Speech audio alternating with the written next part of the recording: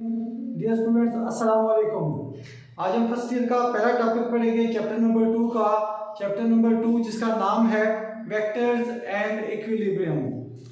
सबसे पहले हम स्केलर्स के बारे में जानेंगे। स्केलर क्या है? स्केलर ऐसी क्वांटिटीज होती हैं जिनको डिस्क्राइब करने के लिए सिर्फ मैग्नीट्यूड चाहिए। मैग्नीट्यूड नंबर और यूनिट होता है।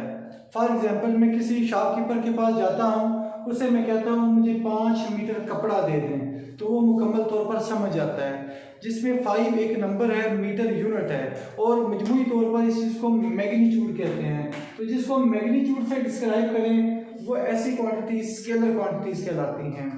जैसे कि मैस है, जो भी मैंने बताया था, लेंथ है, टाइम है, ये तीनों क्वांटिटीज या इसके अलावा और भी क्वांटिटीज हैं जिनको डिस्क्राइब करने के लिए हमें सिर्फ और सिर्फ मैग्नीट्यूड चाहिए।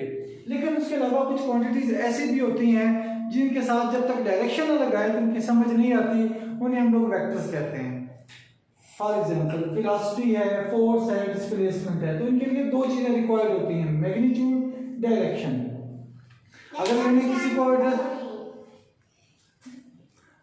किसी को एड्रेस बताना हो तो मैं बताऊंगा मेरा घर पुलिस स्टेशन से 50 मीटर मशरक की तरफ है। अब मैंने क्या बताया? 50 मीटर बताया, मशरक की तरफ बताया, तो मैग्नीट्यूड भी आ गई, डायरेक्शन भी आ गई। अब हम किसी वेक्टर को रिप्रेजेंट कैसे करते हैं, उससे अगला टॉपिक है representation of A vector. Vector कैसे हमें नजर आएगा? दो तरीके हैं, एक सिंबॉलिकल मेथड है, दूसरा ग्राफिकल मेथड है। अगर हमने वेक्टर की अलामत बनानी हो, ए बी सी की शक्ल में वेक्टर को जाहिर करना हो, तो वो कैसे नजर आएगा?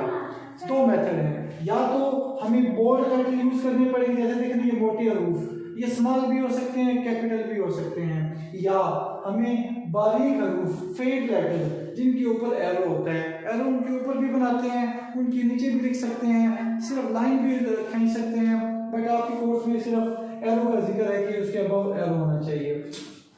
सेकंड मेथड है ग्राफिकल मेथड। ग्राफिकल मेथड के अंदर हम वेक्टर को रिप्रेजेंट करते हैं एक स्ट्रेट लाइन से, जिसके एक तरफ एरो होता है। ये देखें, मैंने एक वेक्टर बना दिया, एक एंड पे एरो लगा दिया। इसकी जो लेंथ है वो हम लोगों ने किसी स्केल के अकॉर्डिंग लिखनी है, और वो मैग्नीट्यूड को रिप्रेजेंट करेगी, और जो एरो होगा वो डायरेक्शन को शो करेगा। उसके बाद नेक्स्ट टॉपिक है रेक्टेंगुलर कोऑर्डिनेट सिस्टम। देखिए, हम डायरेक्शन बताते हैं, हम लोगों ने जिक्र किया, तो हमारे पास 4 डायरेक्शन है, north, south, east, west. Page का जो ऊपर वाला हिस्सा होता है वो नॉर्थ को रिप्रेजेंट करता है, नीचे वाला हिस्सा साउथ को, राइट साइड ईस्ट को, लेफ्ट साइड वेस्ट को रिप्रेजेंट करती है। अगर हम लोगों ने इसके अलावा कोई और डायरेक्शन बतानी है, जैसे कि आपको पता है हम फिजिक्स के अंदर इसके अलावा बेशुमार डायरेक्शन को डिस्कस करते हैं, तो उसके लिए हम लोग एक सिस्टम यूज करेंगे जिसे रेक्टेंगुलर कोऑर्डिनेट सिस्टम कहते हैं। रेक्टेंगुलर कोऑर्डिनेट सिस्टम बेसिकली लाइनों का सिस्टम है। इसमें हम लोग लाइंस यूज करते हैं। एक्सिस ग्रीक वर्ड है जिसका मतलब होता है लाइन, और इसका प्लूरल वर्ड है, इसकी जमा है एक्सिस, जिसका मतलब लाइंस है। ऐसी लाइन जो एक दूसरे के साथ 90 के एंगल पर टच होती हैं, क्रॉस करती हैं, उन्हें हम रेक्टेंगुलर कोऑर्डिनेट एक्सिस कहते हैं। और इन लाइनों का जो सिस्टम है वो रेक्टेंगुलर कोऑर्डिनेट सिस्टम कहलाता है। जिस पॉइंट पर ये लाइन इंटरसेक्ट करती हैं उस पॉइंट को हम लोग ओरिजिन कहते हैं।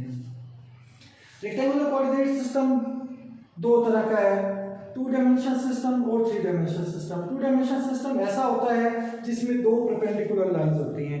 वैसे हम सिंगल लाइन को हम 1 डायमेंशन कहते हैं। ये मेरे पास एक रॉड है, एक स्ट्रेट लाइन है, तो ये 1 डायमेंशन कहलाएगी, ठीक है, जिसमें एक परपेंडिकुलर लाइन, एक स्ट्रेट लाइन है।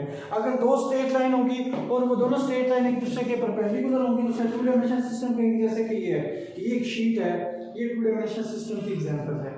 ये देखें, 2 परपेंडिकुलर लाइंस हैं, या इस पे 2 परपेंडिकुलर लाइंस ड्रा की जा सकती हैं, तो ये 2 डायमेंशन सिस्टम की एग्जांपल है।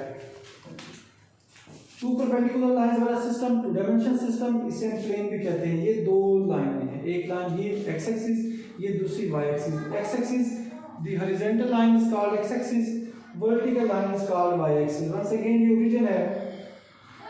इसमें वेक्टर की डायरेक्शन कैसे बताएंगे, क्योंकि हम लोगों ने स्टार्ट ही यहाँ से लिया था कि रेक्टेंगुलर कोऑर्डिनेट सिस्टम किसी भी वेक्टर की डायरेक्शन के लिए होता है कि वेक्टर को रिप्रेजेंट कैसे करेंगे, इसकी डायरेक्शन क्या होगी।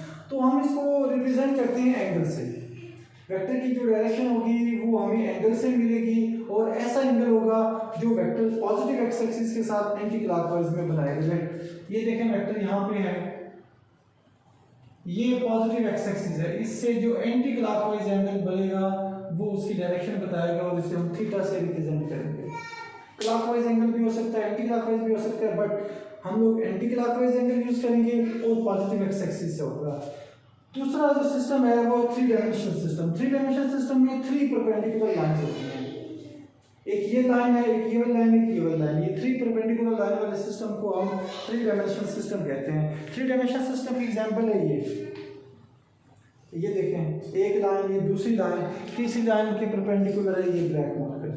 ये 3 परपेंडिकुलर लाइन वाले सिस्टम को हम 3 डायमेंशनल सिस्टम कहते हैं।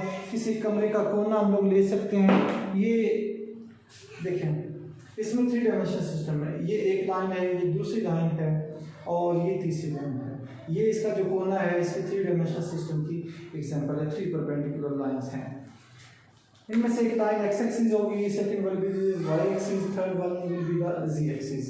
इसमें वेक्टर की डायरेक्शन हम 3 एंगल से बताएंगे, अल्फा, बीटा और गामा। अल्फा वो एंगल होगा जो वेक्टर पॉजिटिव एक्स एक्सिस के साथ एंटी क्लॉकवाइज बनाएगा, बीटा वो एंगल होगा जो vector Y positive Y axis के साथ एंटी क्लॉकवाइज बनाएगा और गामा वो तीसरा एंगल होगा जो जी एक्सिस के साथ एंटी क्लॉकवाइज में बनाएगा।